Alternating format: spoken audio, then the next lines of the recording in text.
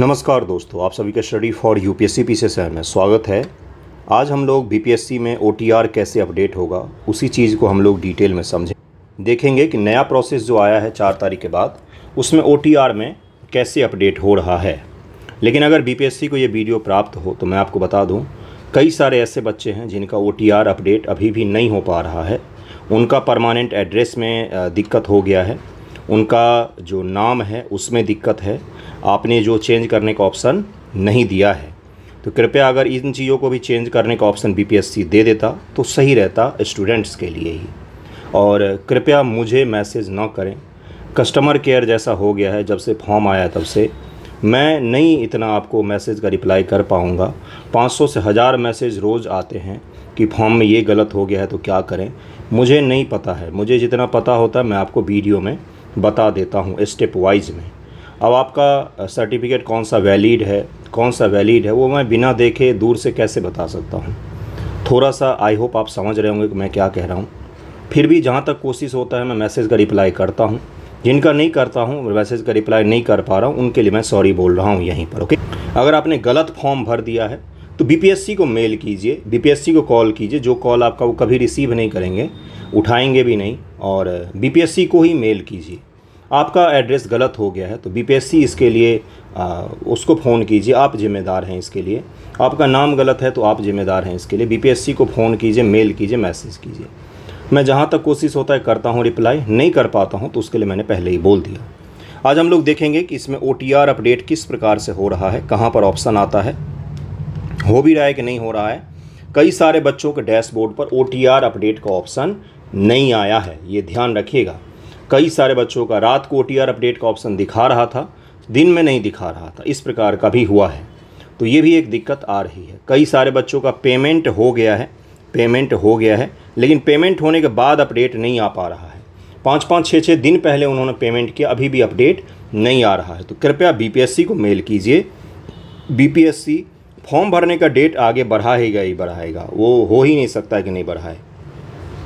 क्या इसका मतलब ये है कि आप 18 के बाद फॉर्म भरें, वेट करते रहें? नहीं, आप उससे पहले ही फॉर्म भरने की कोशिश कीजिए और फॉर्म भर लीजिए।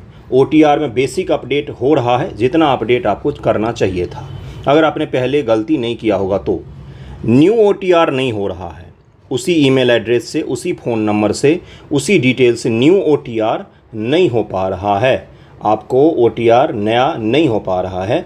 जो आपने पिछली बार ओटीआर किया होगा, वन टाइम रजिस्ट्रेशन, उसी को अपडेट करना पड़ेगा। अगर आपने टीचर वगैरह का भी एग्ज़ाम दिया है तो आपका ओटीआर ज़रूर ही हुआ होगा। बीपीएससी का कोई भी फॉर्म भरा है पिछले 1 साल में तो आपका ओटीआर निश्चित तौर पर हुआ होगा। ये चीज़ क्लियर हो गया होगा। पेमेंट की भी बात कर दी मैंने, आप ही का नहीं, बहुत सारे बच्चों का अटका पड़ा है। तो वेट कीजिए, मेल कीजिए बीपीएससी को, दोबारा पेमेंट मत कीजिएगा। 10th का मार्कशीट आपको लगा सकते हैं, नहीं तो सर्टिफिकेट लगा सकते हैं। फाइनल ईयर का, ग्रेजुएशन फाइनल ईयर का फाइनल मार्कशीट लगा सकते हैं, नहीं तो आप सर्टिफिकेट लगा सकते हैं। अब ये कौन सा सर्टिफिकेट लगाना है, कौन सा नहीं, मुझे नहीं पता। मैंने 2 बता दिए जो नेसेसरी हैं। आधार कार्ड अपडेट नहीं हो पा रहा है। फॉर्म भरते समय ओटीआर जब किया हो तब अगर आधार डाला होगा आपने तो वो सही ही होगा। आधार में जिन्होंने चेंज किया है कृपया बीपीएससी को मेल करें। परमानेंट एड्रेस जिनका चेंज होना है कृपया बीपीएससी को मेल करें। दिव्यांगता या उस दिन जो नोटिफिकेशन मैंने पढ़ के बताया था, स्वतंत्रता सेनानी वगैरह के बाल बच्चे, उसमें अगर चेंज करना है तो कृपया बीपीएससी को मेल करें। मुझे नहीं पता है, किसी भी टीचर को कैसे पता होगा। मेरा काम पढ़ाना है, वही नहीं हो पा रहा है इसके चक्कर में। देखते हैं क्या क्या इसमें प्रोसेस है। सबसे पहले आपको लॉगिन करना पड़ेगा, जो मैं दिखा देता हूँ। बीपीएससी के वेबसाइट पर जाकर साइड में अप्लाई ऑनलाइन का आता है। अप्लाई ऑनलाइन पर क्लिक करने के बाद आप वहाँ पर जाएंगे तो लॉगिन का पेज खुल जाता है, जहाँ पर आप अपना यूज़र नेम डाल सकते हैं और पासवर्ड डाल सकते हैं। यूज़र नेम और पासवर्ड अगर आप भूल गए हैं पिछली बार का तो आप फॉरगेट पासवर्ड में जाकर उसको रिट्रीव भी कर सकते हैं। पिछले साल जो ईमेल डाला होगा या फ़ोन डाला होगा उस पर वो आसानी से रिट्रीव हो जाता है। विदिन 5 मिनट रिट्रीव हो जाएगा आपका। उस यूज़र नेम और पासवर्ड से जब आप लॉगिन करें तो आपके सामने में इस तरह का डैशबोर्ड खुलता है। ये डैशबोर्ड खुलता है पूरा का पूरा, ध्यान दीजिएगा मेरी बातों का। ये डैशबोर्ड पूरा खुलेगा। ये नॉर्मल, इस पर कहीं भी अपडेट का नहीं लिखा हुआ है। कहाँ पर अपडेट का आता है वो मैं दिखाता हूँ। जिन्होंने अभी तक रजिस्टर नहीं किया है उनका यहाँ पर आएगा अप्लाई ऑनलाइन का। अप्लाई ऑनलाइन का यहाँ पर लिंक आएगा, ऑनलाइन का आएगा। आप अप्लाई ऑनलाइन पर लिंक करके रजिस्टर कर दीजिएगा। जिन्होंने रजिस्टर कर दिया है उनकी तो कोई बात ही नहीं, उनका तो कोई बात है। और अगले स्टेप पर आ जाएंगे। जब आप अगला स्टेप पहले खोलते थे तो आपको इस प्रकार से दिखता था, यहाँ पर कुछ भी नहीं होता था। लेकिन अब अगर आप अप्लाई ऑनलाइन पर क्लिक करने के बाद, रजिस्टर करने के बाद इस 70 बीपीएससी वाले लिंक पर क्लिक करेंगे। यहाँ पर देखिए व्यू डैशबोर्ड लिखा हुआ है। यहाँ पर अगर आपने पिछली बार भी एग्ज़ाम दिया होगा तो 69 का भी होगा और 70 का भी होगा। अगर आपने इस बार ही फॉर्म भरा होगा पहली बार तो केवल 70 बीपीएससी लिखा होगा। या न्यू ओटीआर अगर आपने कर लिया है, ईमेल चेंज करके कुछ डिटेल में बदलाव करके, तो भी आपका क्या होगा, यहाँ पर केवल 70 बीपीएससी लिखा होगा। इस व्यू डैशबोर्ड पर आपको क्लिक करना होता है। इस व्यू डैशबोर्ड पर आपको क्लिक करना होता है और उसके पश्चात से ये आपके सामने पहले खुलता था, अब ऐसा नहीं खुलेगा। अब कैसा खुलेगा, अब इस तरह का आपके सामने डैशबोर्ड खुलेगा जिसमें आपकी सारी जानकारी लिखी होगी जो आपने रजिस्ट्रेशन में दिया होगा। और यहाँ पर एक ऑप्शन आता है, जिस ऑप्शन को क्या कहा जाता है, उसको कहा जाता है कि फॉर्म भरने का ऑप्शन है। ये देखिए यहाँ पर एक फॉर्म भरने का ऑप्शन आ रहा है और एक यहाँ पर आपको दिखेगा कौन सा, तो अपडेट डिटेल का ऑप्शन दिखता है। यही कई सारे बच्चों के डैशबोर्ड पर नहीं आ पा रहा है। कैसे लाए हम इसको, तो हमने सबसे पहले लॉगिन किया। लॉगिन करने के बाद ये पेज खोला, फिर हमने व्यू डैशबोर्ड पर 70 बीपीएससी वाले व्यू डैशबोर्ड पर क्लिक किया और क्लिक करते ही हमारा क्या हो गया, इस तरह का पेज खुलकर सामने आ जाता है। ध्यान दीजिएगा, यहाँ पर फिर से आपको दिक्कत होगी, फिर आप परेशान होंगे। इस व्यू अपडेट डिटेल पर जब जाएंगे तो उस दिन के नोटिफिकेशन के हिसाब से बीपीएससी ने ईमेल, फ़ोन नंबर और कुछ चीज़ों में परिवर्तन करने की अनुमति दी है। बहुत ही सीमित चीज़ें हैं। बीपीएससी ने जिन चीज़ों में परिवर्तन करने की अनुमति दी है उन्हीं चीज़ों में परिवर्तन आप कर सकते हैं। बाकी चीज़ों में परिवर्तन करने का जादुई तरीका मुझे भी नहीं पता है, बीपीएससी को भी नहीं पता है। बीपीएससी ने फॉर्म भरने को इतना कॉम्प्लेक्स बना दिया है कि अगले साल से GS1, GS2 आंसर राइटिंग के अलावा एक और कोर्स चलाना पड़ेगा। फॉर्म कैसे भरें बीपीएससी का फॉर्म कैसे भरें, मंथली कोर्स चलाना पड़ेगा मास्टरों को कि भाई ये भी अलग तरीके का एक हो गया है जिसको कोर्स के जैसे ही पढ़ना पड़ेगा कि बीपीएससी का फॉर्म कैसे भरें, लाइव फ़ोटो अपडेट कैसे। तो ये भी कोर्स जल्द ही हम लॉन्च करेंगे, आप चिंता मत कीजिए। बीपीएससी फॉर्म कैसे भरें ये कोर्स भी आएगा। फिलहाल देखिए यहाँ पर क्या है, अपडेट डिटेल पर क्लिक करने के पश्चात से क्या होगा, इस प्रकार से आपके सामने क्या खुलेगा, one time registration form update आपके सामने एक पेज खुलकर आ जाएगा। दिनों दिन आयोग और कमीशन बीपीएससी फॉर्म भरने को आसान बनाते हैं, जबकि अपना जो बीपीएससी है वो फॉर्म भरने को इतना कॉम्प्लेक्स बना रहा है कि जैसे लग रहा है कि इसी से स्पेस साइंटिस्ट बन जाएंगे सारे। यहाँ पर आपका OTR नंबर लिखा होगा, वन टाइम रजिस्ट्रेशन का नंबर लिखा होगा, जो 69 बीपीएससी के समय आपको प्राप्त हुआ होगा और अभी भी आपके पास होगा। ये BR से शुरू होता है, BR से शुरू होकर और न्यूमेरिकल और अल्फ़ाबेट दोनों होता है इसमें। क्या आप अपना मोबाइल नंबर बदलना चाहते, यदि हाँ तो अपना मोबाइल नंबर बदल लें। अगर आप अपना मोबाइल नंबर बदलना चाहते हैं तो देखिए नीचे क्या लिखा हुआ लाल में, यदि आप अपना मोबाइल नंबर बदलने का विकल्प चुनते हैं तो आपका मोबाइल नंबर बदल जाएगा, उसके बाद कोई परिवर्तन मान्य नहीं होगा। ये भी बीपीएससी कह रहा है कि अगर आप मोबाइल नंबर को बदल देंगे तो बदल गया, फिर तो कोई परिवर्तन मान्य नहीं होगा। क्या आप अपना ईमेल बदलना चाहते हैं, यदि हाँ तो अपना ईमेल बदलें। अगर आपको अपना ईमेल बदलना है तो यहाँ से आप बदल सकते हैं। यदि एक बार आपने बदल लिया तो फिर परिवर्तन मान्य नहीं होगा, ये बीपीएससी कह रही है। क्या आप अपनी कोटि कैटेगरी बदलना चाहते हैं, यदि हाँ तो कोटि बदलें। आरक्षित कोटि में जाएं, आरक्षित से अनारक्षित कोटि में जाएं। यहाँ पर आप अपना क्या कर सकते हैं, अपना रिजर्वेशन का कोटा चेंज कर सकते हैं, EWS, SC, ST, EBC, BC। ध्यान दीजिए एक चीज़, अगर आपने बीपीएससी के फॉर्म भरते समय अगर आपने ये क्लिक कर दिया है कि मैं आरक्षित श्रेणी से नहीं बिलोंग करता हूँ या करती हूँ, तो आप ऑटोमेटिक जनरल में आ जाएंगे। जनरल के लिए कोई अलग से कॉलम नहीं दिया हुआ है। यहाँ पर OTR में भी तो दिया भी हुआ है, फॉर्म भरते समय जो OTR का आता है उसमें नहीं दिया हुआ है। OTR जो न्यू कर रहे होंगे उसमें जनरल नहीं लिखा होता है, बस एक ही चीज़ लिखा होता है कि क्या आप रिजर्व कैटेगरी से बिलोंग करते हैं, यस और नो। अगर आपने नो कर दिया तो आप रिजर्वेशन में आ गए, रिजर्वेशन से बाहर हो गए, और अगर आपने यस कर दिया तो रिजर्वेशन में आ गए। वहाँ पर जनरल अलग से नहीं लिखा हुआ है। कई सारे बच्चों का ये मैसेज आया था, इसलिए मैंने बता दिया। अब जैसे कोई ईडब्ल्यूएस का बदलना चाहता है, एससी, जैसे तांती तांतवा है, पहले वो ईबीसी एससी में थे, अब वो ईबीसी में चले गए हैं।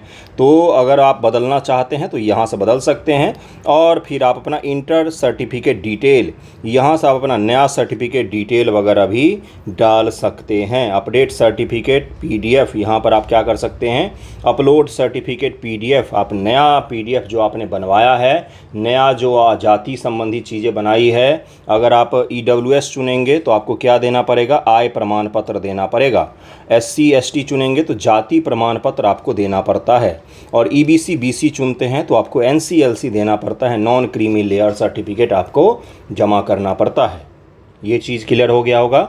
अब ये कब वैलिड रहता है, कब वैलिड नहीं रहता है, मैंने इसको पहले भी बताया है। एनसीएलसी सेंट्रल गवर्नमेंट का 3 ईयर का रहता है, राज्य सरकार का 1 साल का वैलिड रहता है।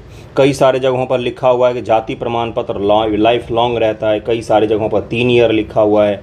एक बच्चे ने मुझे गैजेट भेजा था, बिहार सरकार का जो गजट प्रकाशित होता है, उस गजट में लिखा हुआ था कि भाई रेसिडेंशियल कभी एक्सपायर नहीं होता है।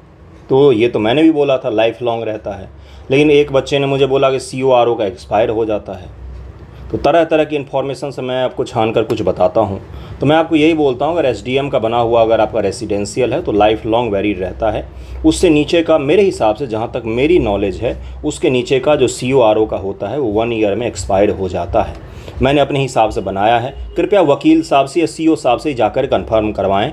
मास्टर को जितना पता है मास्टर ने बता दिया। पढ़ाना मेरा काम है गुरु, ये सब थोड़ी ना मेरा काम है, मुझे नहीं पता होता है ये सब। जाओ, जितना पता है मैंने बताया आपको। अगला देखिए क्या एडिट का ऑप्शन दिया गया है। अगर आप बिहार गवर्नमेंट के एम्प्लॉय, जैसे कई सारे लोग ऐसे हैं जिनका TRE में हो गया, अब पिछली बार SI नहीं थे, इस बार SI हो गए हैं, तो बिहार गवर्नमेंट का आप एम्प्लॉय हो गए हैं। अब एम्प्लॉय हो गए तो आप यहाँ पर डिटेल भरिए अपना। अगर आप उसको चेंज करना चाहते हैं तो साथ ही साथ आपको NOC लेना ही पड़ता है। NOC अगर आप टेम्परेरी काम कर रहे हैं, परमानेंट काम कर रहे हैं, कुछ भी काम कर रहे हैं बिहार सरकार में, सेंट्रल गवर्नमेंट में, बिहार गवर्नमेंट में, तो आपको NOC लेना ही पड़ता है। यहाँ पर जो लिखा हुआ है कृपया उसको ज़रूर ही फॉलो करें, कृपया उसको फॉलो करें, क्योंकि बिहार गवर्नमेंट के लिए 5 साल की वैधता मात्र रखी गई, 5 अटैम्प्ट की वैधता रखी गई है। अगर आप बिहार गवर्नमेंट में कोई भी एम्प्लॉय हैं, किसी भी जाति से बिलोंग करते हैं, कुछ भी हैं, तो आपके लिए 5 ही अटैम्प्ट हो पाएगा, 5 अटैम्प्ट केवल आपको मिलेगा। इसमें SC ST OBC का भी कोई मायने नहीं रखता। अगर आप BPSC बिहार गवर्नमेंट के एम्प्लॉय हैं तो आपको 5 अटैम्प्ट मिलेगा। यहाँ पर ये आप कर सकते हैं, चेंज सर्टिफिकेट वगैरह अपलोड कर सकते हैं। एड्रेस ऑफ करस्पॉन्डेंस अगर आप अपडेट करना पत्राचार का जो आपका पता होता है, टेम्परेरी जो आपका पता होता है, जैसे आप अभी वर्तमान में जहाँ पर रह रहे हैं उसको करस्पॉन्डेंस एड्रेस कहा जाता है, और परमानेंट एड्रेस जो है उसको चेंज करने का ऑप्शन BPSC ने नहीं दिया है। मेरे हिसाब से वो भी देना चाहिए था। हो सकता है बिहार में ही किसी का परमानेंट एड्रेस चेंज हुआ हो, ऐसा भी तो होता है भाई, होता है। किसी एक भी बच्चे का हुआ होगा तो BPSC को उसके लिए जिम्मेदार माना जाएगा, उसको देना चाहिए था इस चीज़ का ऑप्शन कि भाई परमानेंट एड्रेस भी आप चेंज कर सकते हैं। एड्रेस भी तो चेंज कर रहा है बच्चा, आप एग्ज़ाम का डेट धरल ले चेंज कर देते हो, सिलेबस चेंज कर देते हो, और एक एड्रेस नहीं चेंज करने दो स्टूडेंट्स को। स्पेस टेक्नोलॉजी सारा फॉर्म भरने में ही लगा दिया, AI से लेकर फेशियल रिकॉग्निशन तक सारा कुछ है ना। फॉर्म भरना नहीं हो गया, जैसे लग रहा है स्पेस मिशन पर जा रहे हैं बच्चे। तो ये आप यहाँ से करके उसके पश्चात से आप क्या कर सकते हैं, यहाँ पर आप कन्फर्मेशन का बटन दबा देंगे तो आपका OTR अपडेट हो जाता है। OTR अपडेट हो जाएगा, फिर आप इसी पेज पर आ जाएंगे और अपडेट डिटेल का ऑप्शन यहाँ से हट जाता है। फिर आप एप्लीकेशन फॉर्म पर क्लिक करके क्या कर सकते हैं, तो एप्लीकेशन फॉर्म सबमिट कर सकते हैं। एप्लीकेशन फॉर्म सबमिट करने के पश्चात आपको पेमेंट करना है। पेमेंट का एप्लीकेशन फॉर्म भरते समय अगर आपने CDPO को क्लिक कर दिया तो आपको 1200 पे करना पड़ता है। ध्यान में रखिएगा, जो जनरल कैटेगरी के बच्चे हैं और जो बाहर के बच्चे हैं उनको बता रहा हूं मैं, ठीक है। CDPO का सीट बहुत कम है, तो ध्यान से भरिएगा। आपकी इच्छा हो, एक ऑप्शनल सब्जेक्ट आपको लिखित रखना पड़ेगा अलग से BPSC में, बाकी आपको क्या करना पड़ेगा, बाकी तो वैसा ही रहता है। तो CDPO का भी भरना चाहें तो आप CDO पर कई सारे बच्चों ने क्लिक कर दिया, दोबारा एडिट हो सकता है कि नहीं हो सकता वो एडिट। फॉर्म भरते समय क्यों नहीं आपने ध्यान दिया, मोबाइल से फॉर्म क्यों भर रहे हैं, लैपटॉप से भरिए, PC से भरिए या टैब से भरिए, थोड़ा सुविधाजनक होता है। फ़ोन से फॉर्म ना भरें, क्योंकि उसमें ड्रॉप डाउन वाले ईयर के जो होते हैं वो सब आएगा ही नहीं, आपका डेट ऑफ बर्थ सेलेक्ट नहीं कर पाएंगे, इशू डेट वगैरह सेलेक्ट नहीं कर पाएंगे सही से। तो अगर आपने गलती की है तो उसको सुधार करने का ऑप्शन बहुत सीमित होता है, तो पेमेंट करने के पश्चात से कन्फर्मेशन आएगा, फिर आप एप्लीकेशन आपका सबमिट सक्सेसफुल दिखाएगा और उसके पश्चात आप अपना एप्लीकेशन जो है आपने भरा है उसको डाउनलोड भी कर सकते हैं पीडीएफ के फॉर्मेट में। और पीडीएफ में डाउनलोड करके उसको हमेशा ही रखना चाहिए अपने पास में, सुरक्षित रूप से रखना चाहिए, रजिस्ट्रेशन को भी और इन चीज़ों को भी। ये पूरा OTR अपडेट का ऑप्शन जो बीपीएससी ने अपडेट किया है वो मैंने बता दिया है आपको। आई होप आपको मदद मिलेगा इससे। एक चीज़ और है इसमें, जिनका भी नहीं हो पा रहा है अपडेट, वो बीपीएससी को मेल कीजिए, पता कीजिए। मुझे भी नहीं पता है, मेरा पहचान थोड़ी ना बीपीएससी में मुझे पता होगा। बीपीएससी में मेल कीजिए, वही समाधान कर सकते हैं। कई सारे बच्चों का यहाँ पर अपडेट डिटेल लिंक नहीं आया है जिनका बार बार रिफ़्रेश करने पर भी आ जाता है। इसी वेबसाइट पर यहाँ पर रिफ़्रेश का ऑप्शन रहता है, वहाँ पर रिफ़्रेश कीजिए आप तो भी आपका आ जाता है अपडेट डिटेल का। और अपडेट डिटेल का जिनका नहीं आ रहा है बीपीएससी को मेल कीजिए, आना ही चाहिए।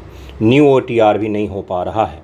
नाम वगैरह अगर आपके गलती है, आपके नाम में, फादर के नाम में, माता के नाम में, ये सब 10th के हिसाब से होना चाहिए। 10th के मार्कशीट सर्टिफिकेट पर जो आपका नाम, माता का नाम, पिता का नाम है वही होना चाहिए, सेम टू सेम अल्फ़ाबेट होना चाहिए। अगर आपने उसमें गलती की है तो डॉक्यूमेंट वेरिफिकेशन के टाइम पर आपको रुलाया जाएगा, भारी तरीके से आपको परेशानी झेलना पड़ सकता है। इसलिए मैं बोलूँगा फॉर्म भरते समय कृपया 10th का मार्कशीट या सर्टिफिकेट के हिसाब से ही नाम वगैरह डालें। अगर उसमें गलती है तो मुझे मैसेज ना करें, बीपीएससी को मैसेज करें और अपना डॉक्यूमेंट्स अपडेट करवाएं। ये मैंने आपको समझा दिया है। आई होप आप समझ गए होंगे जो मैंने आपको बताया है, कुछ तो मदद मिलेगा ही आपको। थैंक यू सो मच आप सभी का वीडियो देखने के लिए।